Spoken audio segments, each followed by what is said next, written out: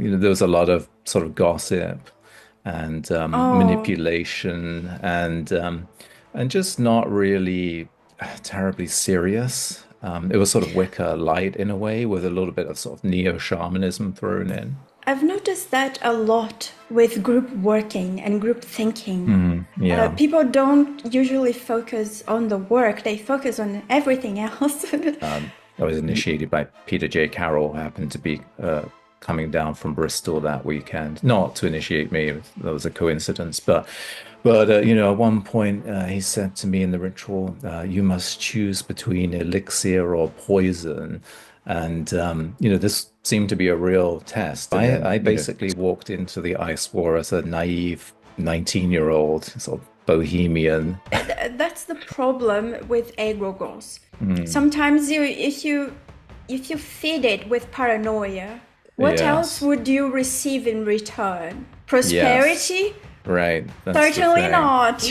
And you Mm, did a video years ago, I mm, think, about yes. specifically Freemasonry and Chaos Magic. Mm, So could you yes. tell me a little bit how do you link the two together? I think people need to think very carefully about whether they really want to be involved in magic, because it could sort of overturn their life as they know it, and maybe the price won't be worth paying for them. Entropy is my reality, but while others drown in chaos, I make it mine. That's the difference. That's how you become dangerous. Hi everyone, this is Valentia, and you're watching Specular's channel, Art, Magic, and Freedom. Today I'm here with Angel Millar, who is a hypnotist, a chaos magician, and the author of two of my favorite books, Three Stages of Initiatic Spirituality, and also The Path of the Warrior Mystic. And I love this book especially, and I believe every male, occultist male, should read, and female as well. But especially, I think if everyone read this book, our scene would be much better. And one of the reasons why I love Angel's work is because he walks the path he writes about.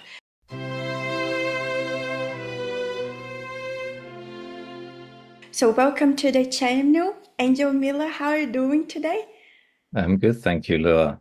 How are you? Very good. I'm very happy to Good. have you here. Likewise, I'm happy to be here. Fantastic. So, Angel, please tell me a little bit, how did you first start with chaos magic and what drew you to this incredible path? Yeah, so I started in 1990, probably early 1990, but when Chaos Magic was really not very well known at all, really not very well known. And at the time, I grew up in England, and I was living there at the time, and the sort of esoteric occult scene was very much dominated by Wicca, especially, and then a little bit, a little bit more in the occult realm, let's say, the neo-paganism, dominated by the Hermetic Order of the Golden Dawn and the Ordo Templi Orientis, or Typhonian OTO at the time. But even then, the Golden Dawn or the OTO really did not have very members at all. I think the London occult scene probably had, 50 people that were serious, if that, and active. Although, I'm sure there were more Wiccans and more neo-pagans, obviously, but there was kind of a hardcore of that. But I originally, at the age of 17, I sort of fell in with a group of neo-pagans in the southeast of London, close to where I lived. And it was in one hand it was great because it kind of opened me up to this world and to the idea that it wasn't all shopping malls and 9 to 5 office jobs, and that there was something, spiritual and sacred about the landscape and about life itself. And I think that was a very positive thing. But there were definite problems with the neo-pagan circle that I became involved with. There was a lot of sort of gossip and Oh, manipulation and just not really terribly serious. It was sort of Wicca light in a way, with a little bit of sort of neo-shamanism thrown in. I've And noticed so, I've noticed that a lot with group working and group thinking. mm, yeah. People don't usually focus on the work, they focus on everything else.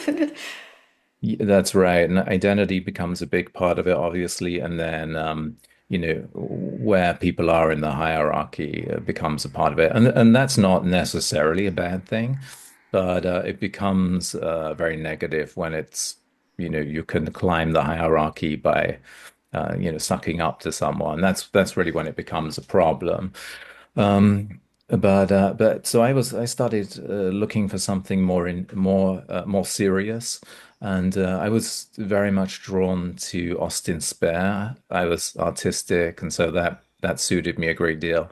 And I was also very drawn to Aleister Crowley, the work of Aleister Crowley. I was reading Magic in Theory and Practice and Moonchild, and even some of his other stories that have been released around that time, such as The Stratagem and Simon If, and different works by him. And originally, I wanted to join the Typhonian OTO, and I was living with someone who said that they were a member, but it turned out that they were not. They were just sort of involved with members. They were not actually a member themselves. So I just happened to come across an article in an occult newsletter one day, purchased from Atlantis bookshops, Xeroxed on orange paper with an illustration of Garfield superimposed on a Mandelbrot, and this was an article about the Illuminates of Thanateros, and the image alone made it clear that it was something very different to what I had come It across. says it all. It says it all. Yeah, it does. Yeah, that's right. Pure Yeah. chaos magic. That's right, absolutely. And this is 40 years ago and I can still remember it. So it was definitely something very different. And there was a post office box number given. So I wrote the post office box, or wrote to the Illuminates of Thanateros in London, and I received a letter back literally 2 days later, inviting me to meet members of the IOT in a pub. They were holding a open evening at a pub, or maybe I should say a get together at a pub. And so I met three of the members from the temple that evening, and then became more and more involved. It's very unique. Why Mhm. chaos? Again, I wasn't really intending to become involved in it. I thought I'd probably become involved in the OTO or something like that. So in a sense, it was just circumstances. But in regard to what intrigued me about chaos magic, it seemed a lot more serious. The people seemed serious, and it also seemed not, I mean, it seemed undogmatic, which is not necessarily a good thing in itself, because maybe you need some teachings or guidance or practices that you actually follow. But I think with this, there was a sense of seriousness that we do these practices, but your conclusions are yours. And I liken this attitude to well, it is essentially the attitude of mastery, right? So, I studied fine art, I studied fashion design, I studied writing. I've been writing for 25 years. And in whatever art or skill you practice, at a certain point you just have to transcend the rules. And I think that, Wicca, the OTO, the Hermetic Order of the Golden Dawn, everything you could think of at the time, they gave you rules, they gave you things to do, but they were very much about the rules. So you would always stick within that framework. Whereas I think the IoT and chaos magic, there really wasn't chaos magic outside the IoT, to be honest. But let's say the IoT, or the attitude of chaos magicians was, so you can follow the rules, and here's what you should do, and here's the curriculum as laid out in Liber Null, for example. But really, it's about transcending the rules. So you don't want to be a student forever. There was this dreadful saying in the occult world, which maybe people still say, where they would say, well, we're always a student. And, that was meant to seem like, look how humble I am. But it's also incredibly arrogant because it means you don't have to take on any responsibility for your actions because you can just say, well, I'm still at 75, I'm still a student or whatever. I prefer the attitude of the IOT, which was there are rules. And, let's say you want to enter a trance. There are rules to enter a trance, right? There are ways you can do it. There are some things that aren't going to enable you to enter a trance. So there might be different techniques, but not everything will lead you to a trance. So there are rules and there are practices, but ultimately you should always be pushing to transcend the rules or transcend the techniques. So you want to achieve mastery, not just this sort of eternal studentship. I love that mindset as well. And I think also that you are invited to bring your own rituals. Well, yes. So in the temple itself, as a member, yes, we were expected to bring our own practices and rituals to the temple, and to be doing our own things by ourselves. But when something was important, or maybe we developed some technique, or we needed some extra juice for something that we needed in our life, then we would be expected to bring that to the temple.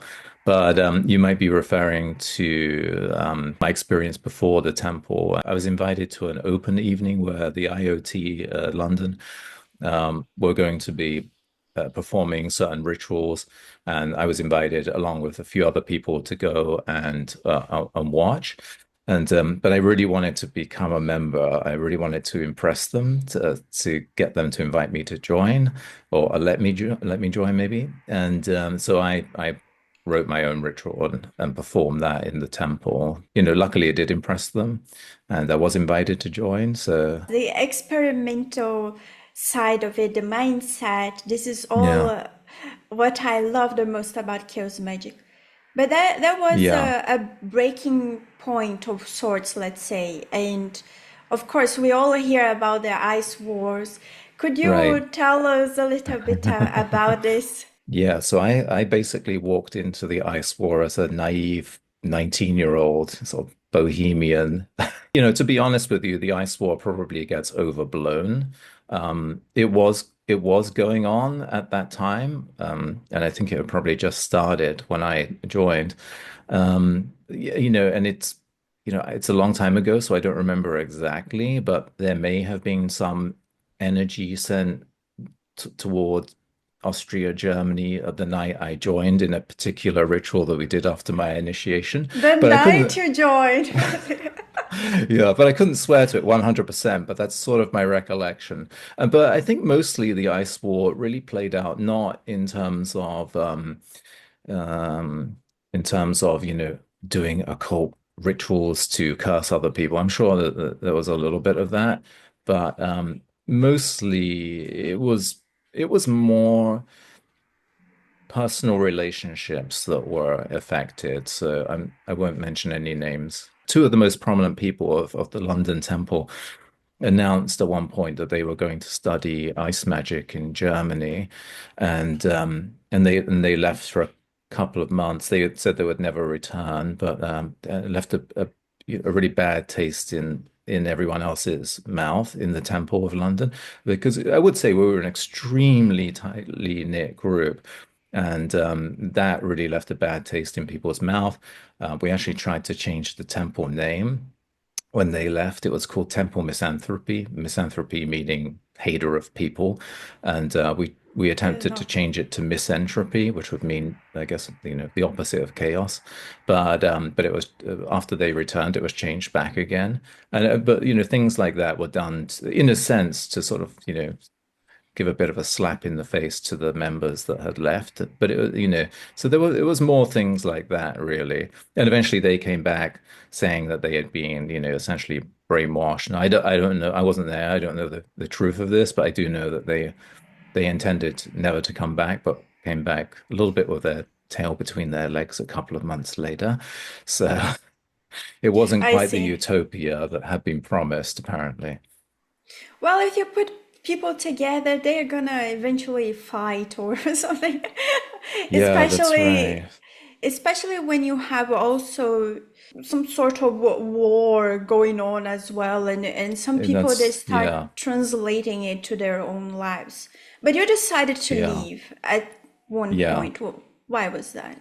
Well, it was an extremely intense time. The Gulf War had been going on for much of it, and to be perfectly honest, although yes, the Ice Magic War was going on for, the first 6 months or so that I was a member, honestly, it was kind of overshadowed by the Gulf War. I won't go into it, but yeah, certainly I think we were more entangled in that in certain respects and more affected by that than by the Ice Magic War. And I think that's something that's really being forgotten. But it was a very intense, but also very bleak time of lots of prophecies, even within the temple to a certain degree of just doom and destruction. And I can remember very vividly one night where we were it was a temple meeting on a Saturday night, and we were sitting around in a circle.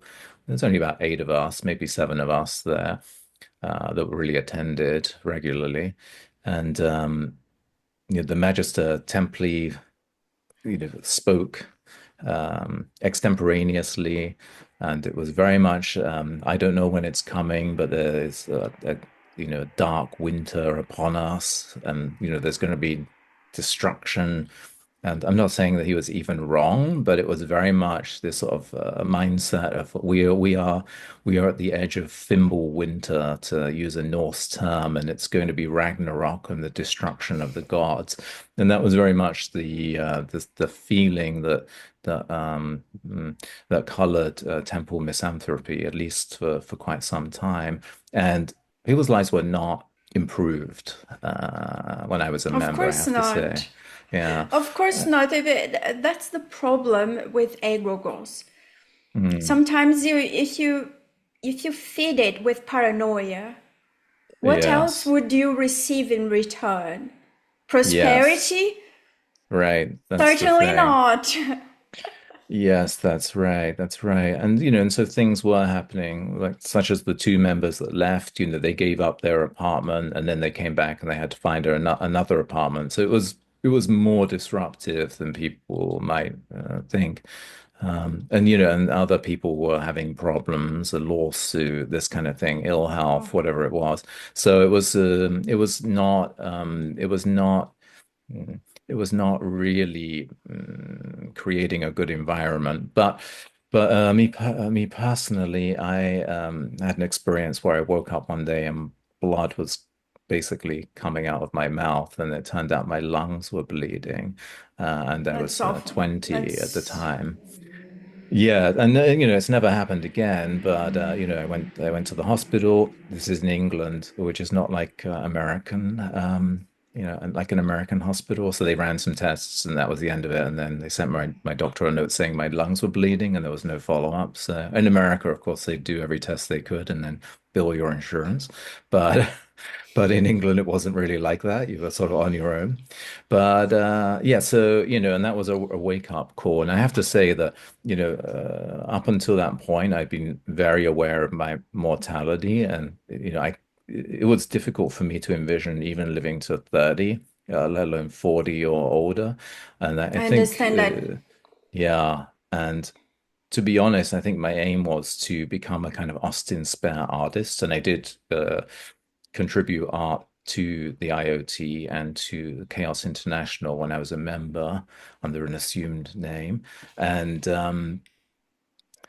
I think my aim was really to become a kind of Austin Spare figure, and then to Well, you can, and you then can, you are already greater, so. And well, thank even, you. He's still very interesting, so we'll see. oh yes, But yeah.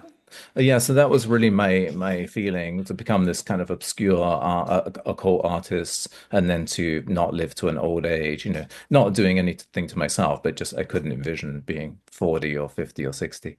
But when you wake up and blood is coming out of your mouth, and it's you realize that maybe that's not such a great plan after all. And at that point, I just decided to radically let's say, do what a chaos magician should do and radically change absolutely everything in my life. And so, within a year, I was almost a totally different person, to be quite honest. That's amazing. And it's a Yeah, journey you wrote in your books too. a And little bit. Yes, I'm yes, writing more about it, but it's a little bit, I mean, maybe the hints of it. transformation, the mindset, the But mastery, all of yes. it I could see in these books. Oh, And thank you. talking a little bit more about that, something I know nothing about. So please enlighten me. But I know my audience loves it, which is Freemasonry. And you Mm, did a video years ago, I mm, think, about yes. specifically Freemasonry and chaos magic. Mm, So could you yes. tell me a little bit how do you link the two together? How could, Yes. for instance, Mm, the Freemason that is watching us right now, and I mm, know there are lots of them, could yeah. practice chaos magic? Because Yeah. I had some Freemasons interacting with me years ago, Mm, even during a speech I gave mm, in Brazil, yeah. that they're very reserved when it comes to Mm-hmm. chaos magic because it Mm-hmm. seems a little bit so far away Mm, from yes. their ideals, let's say. Mm-hmm. But which I disagree. For instance, I start this video saying art, magic, and freedom. Can you Mm-hmm. tell me a little bit about the ideals of Freemasonry and how it's linked to chaos magic specifically? Sure. Well, the link, or at least one link, would be if, at the beginning of Liber Null and Psychonaut, Peter Carroll included that diagram of the prehistory of the IOT. And of course, one finds shamanism and Taoism and Austin Spare in there, but right in the middle is Freemasonry. And that might beg the question, why did Peter Carroll include that? And is it legitimate? And there are some problems with that map as a historical description, but it is certainly true that Freemasonry massively influenced, if not in a sense, remade the occult world for the modern era. And Freemasonry, of course, most people think of it as a sort of club um, for maybe sort of politicians or something like that. This is not the case. Yeah, I mean, let's put it this way: if you join a Masonic lodge in the countryside in the middle of nowhere, yeah, most likely you'll just go through the Masonic rituals, and your meetings will be eating I know, chicken wings and talking about baseball. But if you look at the history of Freemasonry, that's not really its essence. Let's put it that way. I would say Freemasonry did not start out as an occult organization, or despite what many people claim, including what some Freemasons themselves claim, who maybe don't have a really good grasp of history. So not all rituals are occult, of course, and Freemasonry really emerged out of the stonemasons lodges of Great Britain, really at the beginning of the 18th century. Although there are records of initiations into such lodges from the 17th century, and Freemasonry or stonemasonry had a mythology of how it came to Great Britain. It was very strange. It mentions Hermes, all kinds of interesting and strange things. And the two columns that you find in the lodge today are mentioned, and destruction of the world by water and fire and this kind of thing. And that goes back, well, the earliest surviving of these myths recorded is from around 1400. Those records are called the old charges today, but it might go back further. But when Freemasonry emerged after 1717 and it spread to continental Europe, particularly France and Germany. The other theories arrived that said it couldn't really be from England, which is such a terrible country, and it couldn't be from the stonemasonry, which is so déclassé. and instead that it must be from somewhere else. And so the first theory that was really one of the early theories was it came from the Crusaders, and the Crusaders went to Scotland, so it's Scottish, and it's from knighthood. And it's certainly true that the stonemasonry was in obviously in Scotland, and there was you had lodges with the same rituals and myths, and go back just as far. But it was represented in a different way. So it became more about knighthood, which originally it wasn't. And then all kinds of other theories arrived that maybe it was from the alchemists, and then the Rosicrucians, and eventually from ancient Egypt. And then different Freemasons would create their own Masonic orders, and they would introduce new rituals that they would write, and then new teachings. And so during the 18th century, you had the rite of strict observance, Freemasonry, which said we come from the Knights Templar, and you're being initiated into the Templars. And then you had the Asiatic Brethren, or the African Brotherhood, and they taught Kabbalah. They would translate Hebrew, Jewish Kabbalah or Jewish Kabbalistic texts, and then present that to members. And you had other groups such as the Golden Rosicrucians or Golden Rosy Cross, and you had to be a Freemason of the fourth degree to join that. And they taught alchemy, and they claimed to be able to raise spirits with the aid of a ghost raising machine. And they also claimed to have the elixir of life as well. So all of this was going on during the 18th century. And then by the end of it, you get groups such as the Egyptian rite of Freemasonry based on Rosicrucianism and alchemy, but claiming to be Egyptian, of course. And then a century after that, you get the Hermetic Order of the Golden Dawn, founded by Freemasons who are drawing directly from this sort of occult tradition that overlaps with Freemasonry. And then, this sort of merger of Freemasonry and the occult kind of reformats the occult in a way, because, where did degrees come from? I know people think that, they've joined some ancient group, that has existed secretly for thousands of years with their degrees. But the idea of degrees comes from Freemasonry, really. What degree was Agrippa or John Dee? They didn't have one. But during the 18th century, it became all about, well, you get the occult knowledge by going through these degrees with these rituals. And the Hermetic Order of the Golden Dawn rituals are very much molded on those of Freemasonry, particularly the opening and closing degrees. So even in the IOT, which has degrees, is influenced by Freemasonry. There's no doubt about it. But yeah, so that would be a historical link. One might say that the emphasis on gnosis or trance in the IoT, which I think is unusual, and it certainly was highly unusual at the time, um, we were all encouraged to come and sort of enter gnosis in our rituals, which wasn't the case with the OTO or the Hermetic Order of the Golden Dawn. And this fusion of rituals and degrees and gnosis or trance does, I think, first appear in 18th century Freemasonry with the emergence of a figure called Franz Anton Mesmer, from where we get the word mesmerism. And he's regarded as a hypnotist, but I think your audience would probably think of something more like Reiki. He believed that there was this energy around the human body, and you could manipulate this energy and heal people with it. And he would throw people into states of sleepwalking, and was able to do all kinds of, or affect all kinds of changes in people, or seemingly so.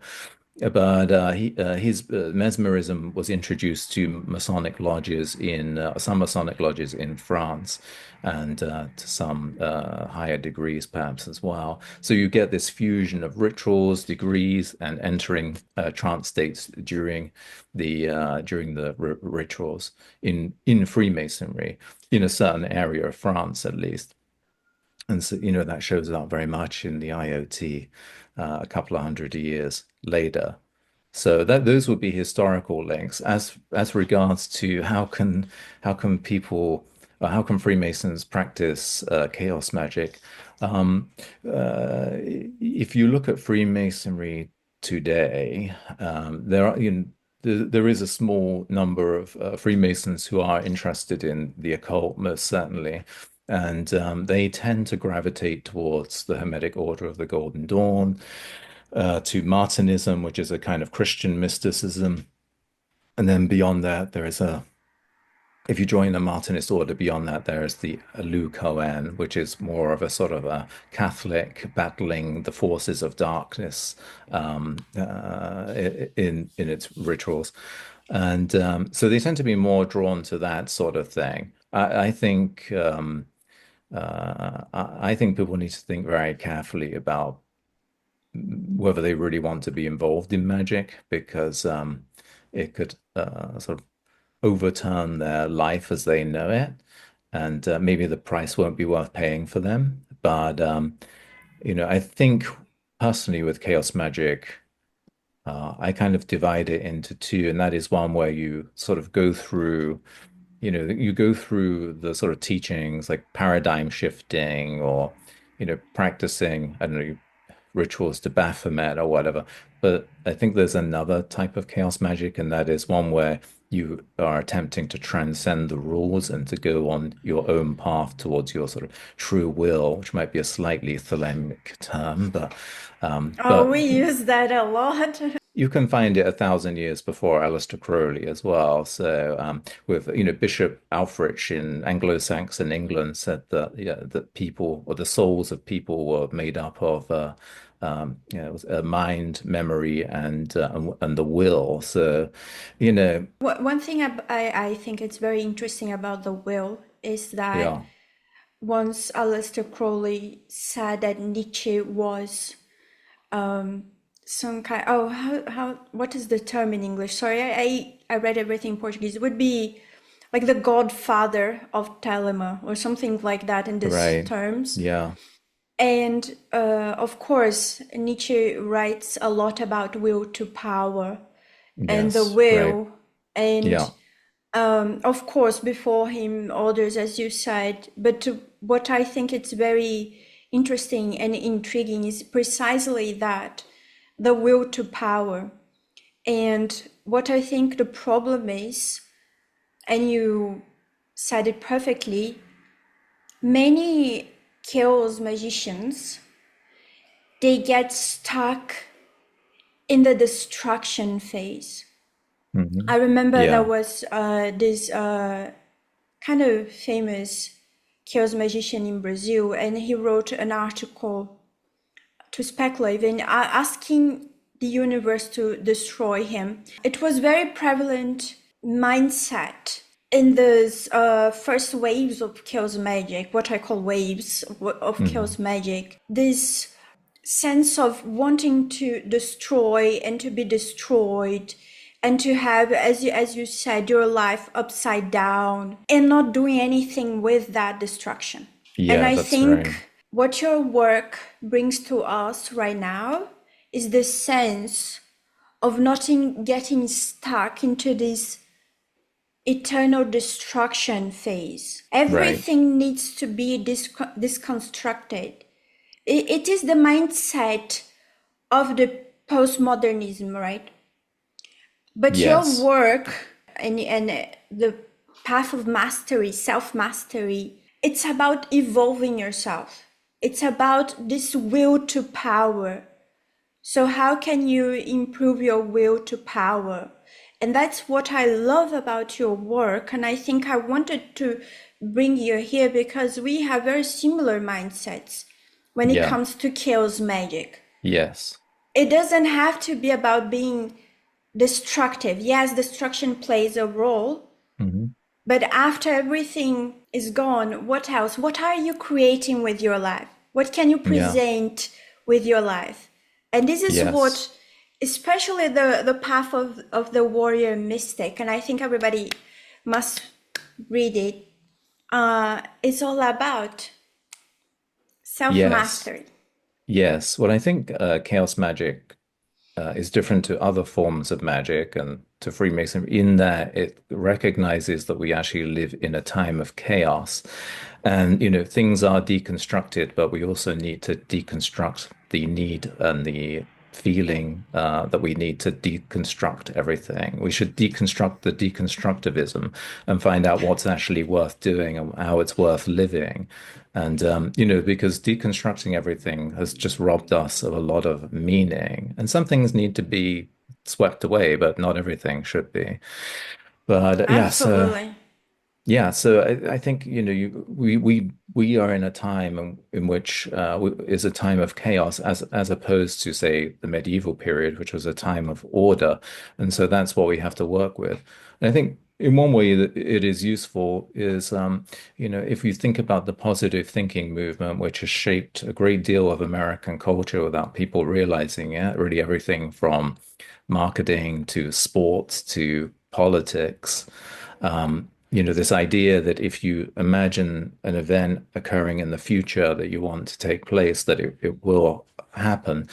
Um, it, so let's say I want to live in a mansion house in Los Angeles or something. So I visualize that every day and I imagine myself walking around in this mansion and how I feel and this kind of thing. But there is another aspect of thought, and that is often when we think something is going to happen, it doesn't happen. We're convinced something will happen and it doesn't. Whereas positive thinking says that that's impossible. If you're convinced it will trigger something in the universe to happen. But that means we can never experience surprise or shock, which we know we do. And the problem with the positive thinking is it doesn't always work or often work. But I think beyond Yes. that, yeah, beyond that, there's a kind of metaphysical problem. And that is, we grow in life in this chaos that things don't work out, that we wanted something in particular and it just doesn't happen. But, years later, we've realized that that was actually for the best. We got something better and that we grew ourselves. And I think we can embrace this chaos, not in a negative sense, but in the sense of this is the arena in which we're going to grow. We can either embrace that or we can run from it. But I think you and I have chosen to embrace it in one way or another. Absolutely. And I think why it's not instant like that? Because first we need to work in our sense of worth. Because sometimes we want something, we get it, but then we lose it, like this. Some people Yeah. have money, but they don't know how to invest properly. They don't know what to do with this money. Hmm. They think they're not worthy of the money, what whatsoever. So there's Yeah. a lot of shadow work that we must do, and also reprogramming our minds, our mindset, in order to organize our lives. And sometimes people, they don't have their lives organized. Let's say I want to travel somewhere. I want to go to Japan. It doesn't matter how much I visualize it. If I don't work towards a passport, how am I going to travel to Japan? So you Right. need to lay down a foundation step by step. You need to have your goals in order. And I think your books do this wonderfully. How to Thank get you. your life in order so you can manifest and increase your will to power. It's all about that, I believe. Yes. Um, Well, there's a sort of interesting irony or contradiction there, right? And life is very contradictory, but we have to get our life in order to manipulate the chaos and bend it to our will. exactly. And we must Yeah. start now, because if you wait for the right moment, you're gonna wait forever. There's Yes, always totally. something. A writer once said, there is always a sad dog somewhere. You know what I mean. There's always something happening. There's always war. There's always sadness. So if you wait for the perfect conditions, nothing's gonna happen. And I'm here with your book, and I really love the part that you talk about the painter Edvard Munch. Um, when you talk about anxiety, because I think the problem of our society is anxiety nowadays. We're scrolling through social media, and we're watching everything all the time, and we're always very anxious about the future. And some of us, we're not able to manifest anything because we're constantly overthinking how we're gonna get what we want. And you wrote something very interesting. I'm gonna read it, and maybe you can share a little bit about this. But did these men and women really become celebrities, writers, innovators, presidents, and leaders partially because of their disadvantages and afflictions, or despite them? Suffering with extreme anxiety throughout his life, Norwegian artist Edvard Munch was in no doubt without this illness and anxiety. He said, I would have been like a ship without a rudder. And it's one of my favorite paintings, actually. The Yeah. Scream, and Yeah. also the Madonna. I love that painting so much, it haunts me. So can you tell me a little bit about how one can use even anxiety Mhm. as a tool? When I talk about anxiety, I say it in the common sense, you know. I'm very anxious about the state Yeah. of the world. They even use anxiety nowadays in relations to the global events and everything. Mhm. Anxiety, especially towards the global events. Yeah, well, I think the first thing to do is to ask if you really are suffering from anxiety or whether it's just a reasonable stress towards events.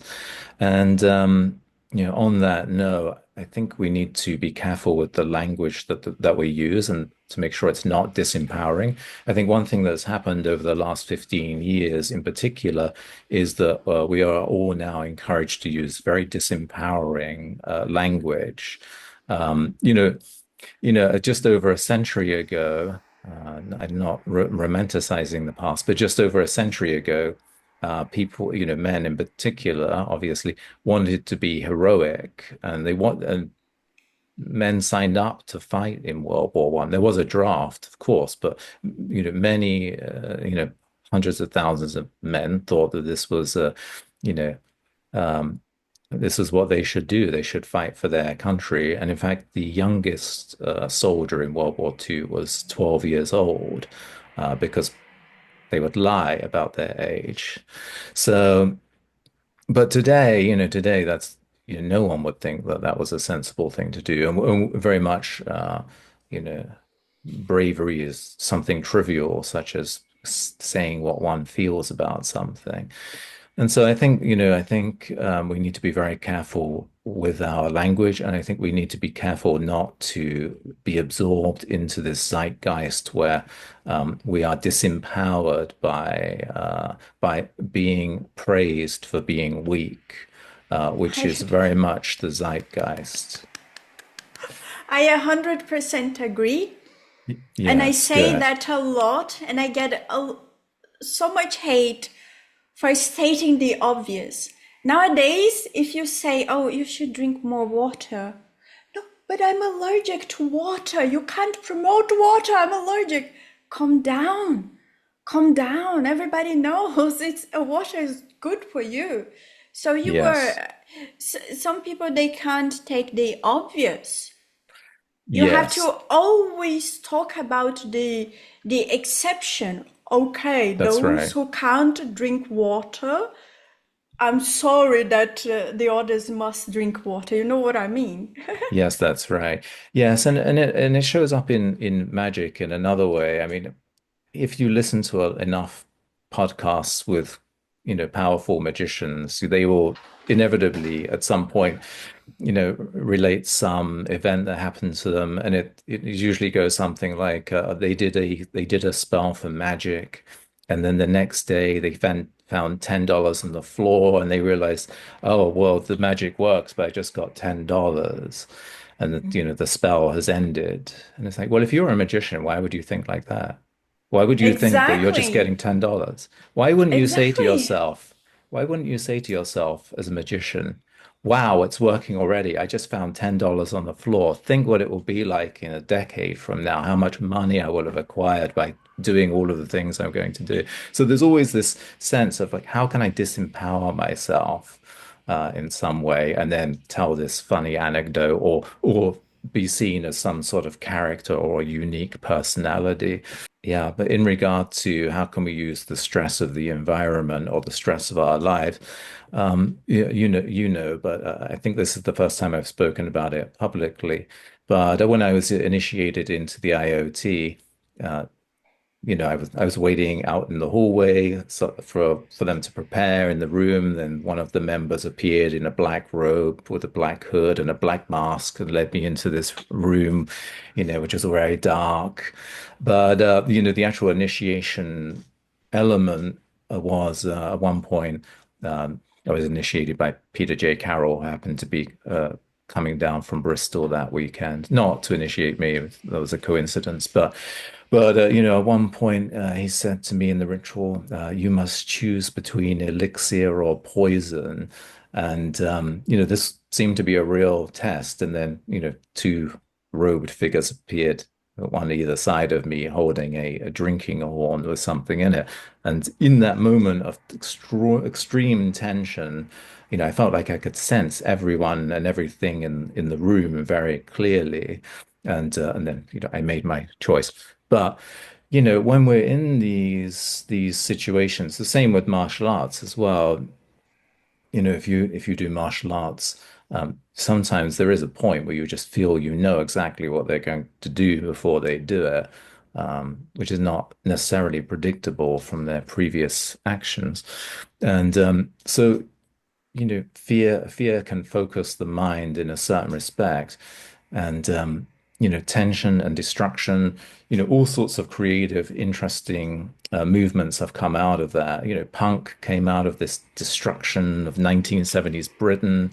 I'm sure lots of other things have as well. Usually, you get interesting movements that are hitting against something that exists. So even chaos magic was a kind of rebellion against the OTO and um, you know, long, lengthy, complex ritual formulas and correspondences that you need to learn that were made up 100 years before or 20 years before. It was, hitting against that. So, I think, sometimes knowing what you don't like can be a starting point, but you need to go beyond that and figure out what you actually do like then. And then try and focus on that as the chaos kind of swirls around you. That's brilliant. And how can a hypnotist help? Yeah, Tell right. me a little bit about your work, please. Yes. So in a certain sense, although a lot of hypnotists wouldn't like to hear this, there is a definite connection to chaos magic or parallel to chaos magic. So, the first thing to do would be to speak to somebody at length and get, uh, you know, dig deep into their problem. People think they have the solution to their problem and they can't quite fix it, but usually, or very often, it's not that, it's something else. And when you find that, you can work on that. But related to magic, one thing you are also looking for is the kind of magical language that somebody necessarily uses. So if you ask someone, how do you want to feel when you accomplish this thing? So one person might say, I want to feel like a rock star.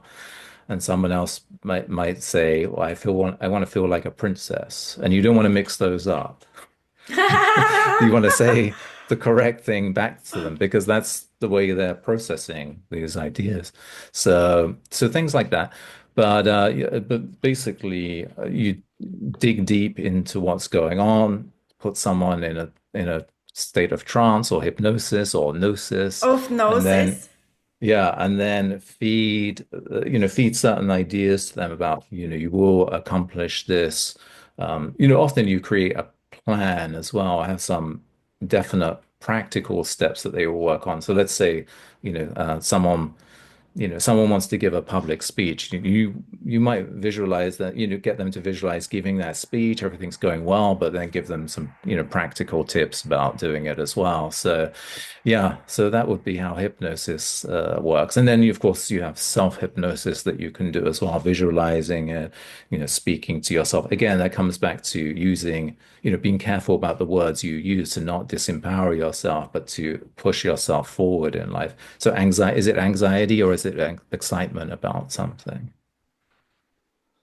A very interesting distinction, important distinction to Yeah, make. yeah, To know how to recognize one's feelings.